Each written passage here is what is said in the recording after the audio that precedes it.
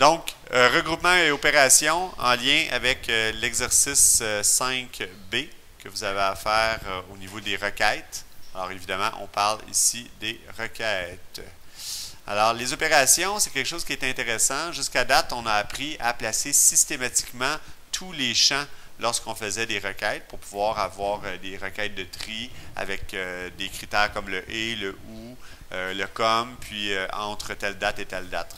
Maintenant, lorsqu'on veut faire certaines opérations, soit de regroupement, mais principalement de somme, faire la somme, je ne sais pas moi, le nombre d'enseignants qu'on a en tout. Alors, on pourrait faire une requête de somme. La moyenne des salaires, on pourrait faire une requête de moyenne. Le salaire minimum, le salaire maximum. Compter le nombre d'individus. Alors, quand j'ai dit la somme, je me suis trompé. C'est la somme des salaires et compter, c'est compter le nombre d'enregistrements. Alors, on va voir un petit peu comment effectuer ces opérations-là, puis on va voir qu'il y a des différences importantes. Alors, on va aller dans une base de données. J'ai pris la base de données là, école qui est liée à l'exercice 5B pour faire la démonstration. Alors, je vais premièrement me créer une requête, tout simplement. Et jusqu'à date, lorsque j'ajoutais mes champs, j'ajoutais systématiquement tous les champs. Maintenant, je ne pourrai pas le faire. Pourquoi? Parce que ça va me créer certaines erreurs dans certaines circonstances. Donc, il va falloir faire attention. Fait que je vais vous donner l'exemple. Je vais mettre tout simplement le nom. Non, je vais mettre, disons, le nombre de groupes et l'école. Alors, qu'est-ce que j'ai mis ici? C'est tout simplement le nombre de groupes qu'a un enseignant. Donc, ça, c'est le champ qui indique dans la table. Là. La table est juste ici. Là. OK? J'ai l'enseignant Laurent Saint-Laurent qui a 3 groupes à son actif, Michel qui a 4 groupes, David qui a 6 groupes. Donc, moi, ce qui m'intéresse, c'est vraiment le champ groupe pour l'instant. Et j'ai les écoles.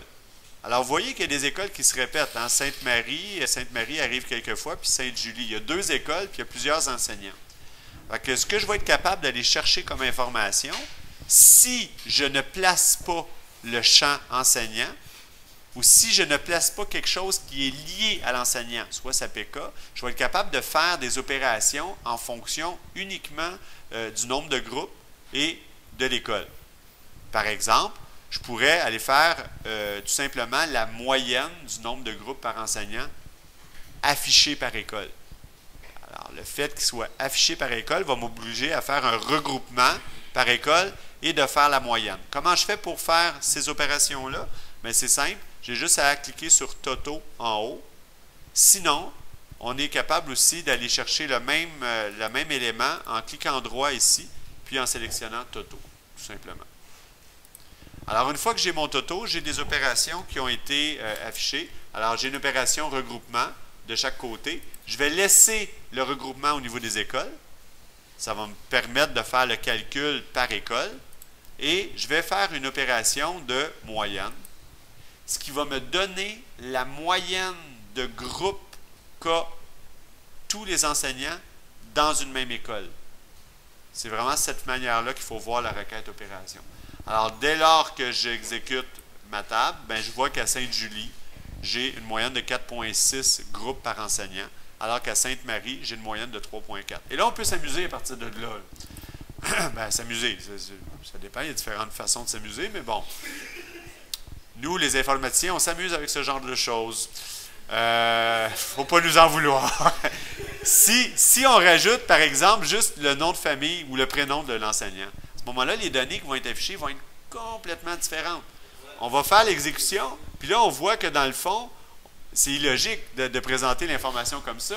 J'ai, à l'école Sainte-Julie, David qui a une moyenne de 6 groupes. Ben oui, mais c'est une moyenne d'un seul individu, c'est pas pertinent. Donc, on ne présentera pas l'information comme ça. On ne doit même pas faire apparaître le critère ou le champ dans la requête. Pas le critère, mais le champ. On pourrait par contre faire apparaître des choses différentes. Comme je vais enlever mon nom de groupe, mon nombre de groupes. Je pourrais aussi faire afficher le salaire à la place.